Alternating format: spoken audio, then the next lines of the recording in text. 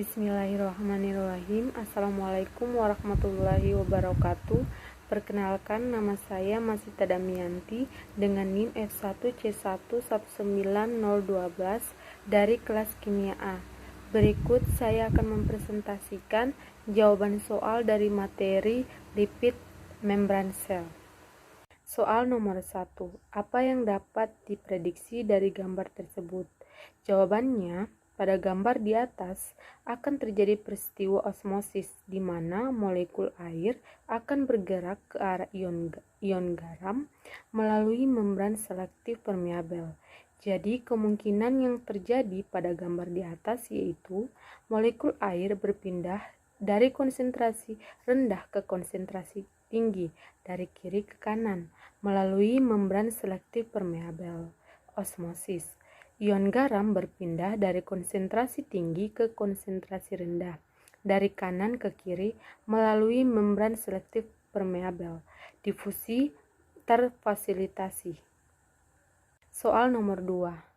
Bagian 1, 3, dan 5 adalah jawaban yang benar yaitu B. Protein perifer, glikolipid, dan protein integral. Keterangan untuk struktur membran sel di atas adalah sebagai berikut. Yang pertama protein perifer, yang kedua glikoprotein, yang ketiga glikolipid, yang keempat fosfolipid, dan yang kelima protein integral. Soal nomor ketiga. Di bawah ini bagian sel yang mempunyai fungsi sebagai pengatur sirkulasi zat dari luar ataupun bagian dalam sel ialah, jawaban yang benar ialah membran plasma. Karena membran sel merupakan bagian sel paling luar yang membatasi isi sel dan sekitarnya.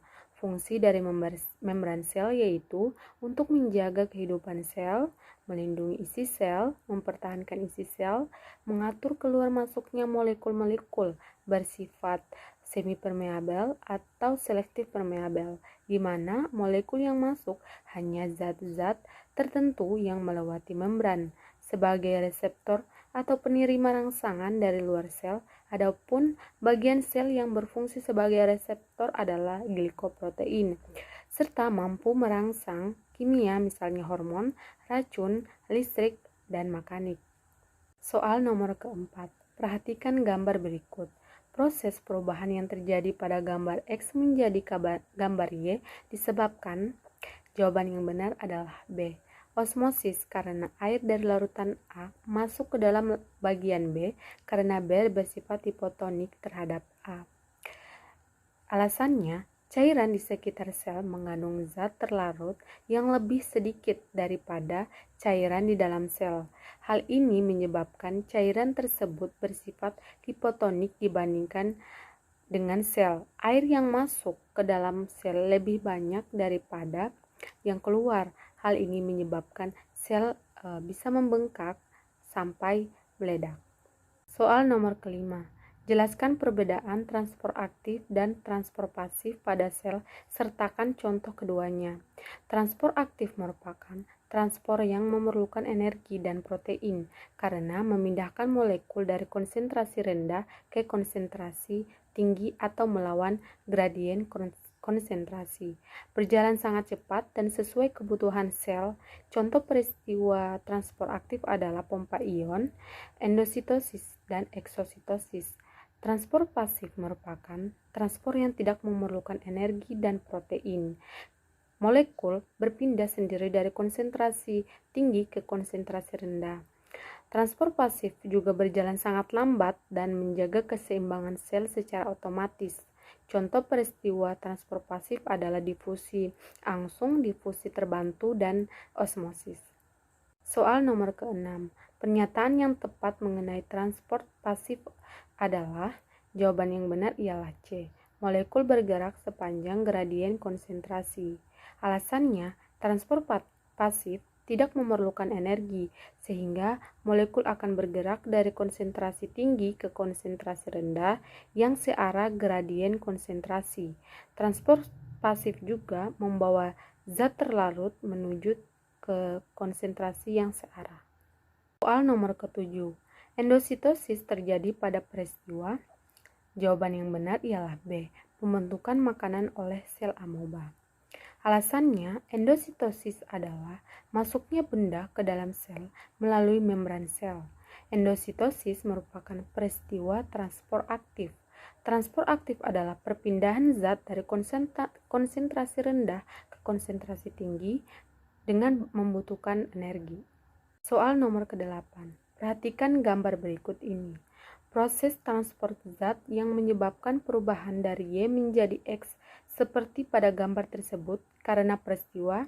Jawaban yang benar ialah A. Difusi di mana A hipertonis dan B hipotonis.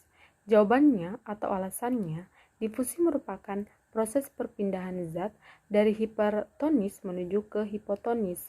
Hipertonis adalah larutan yang konsentrasi zat terlarutnya lebih tinggi daripada cairan di dalam sel, sedangkan hipotonis adalah larutan yang konsentrasi zat terlarutnya lebih rendah daripada cairan di dalam sel. Soal nomor ke-9. Berikut mekanisme transport zat melalui membran. Yang pertama difusi, yang kedua endositosis, yang ketiga osmosis, yang keempat pompa ion, yang kelima eksositosis, yang keenam difusi dipermudah. Mekanisme transport zat yang menggunakan energi adalah, jawaban yang benar ialah D, 2, 4, dan 5. Alasannya, transport aktif merupakan transport zat yang membutuhkan energi, dibedakan atas endositosis, eksositosis, dan pompa ion. Endositosis adalah proses masuknya suatu zat ke dalam sel, sedangkan eksositosis adalah proses pengeluaran suatu zat dari dalam sel. Dan pompa ion adalah transport ion melalui membran. Soal nomor ke-10. Pengangkutan melalui membran secara aktif adalah, jawaban yang benar ialah D. Pengangkutan yang memerlukan energi yang melawan gradien konsentrasi. Alasannya, transport aktif merupakan pengangkutan atau pergerakan molekul sel yang memerlukan energi dari konsentrasi tinggi ke konsentrasi rendah melawan gradien konsentrasi. Demikianlah penjelasan jawaban soal dari materi lipid membran sel. Lebih dan kurangnya mohon dimaafkan. Saya akhiri dengan wabillahi taufik wal hidayah. Wassalamualaikum warahmatullahi wabarakatuh.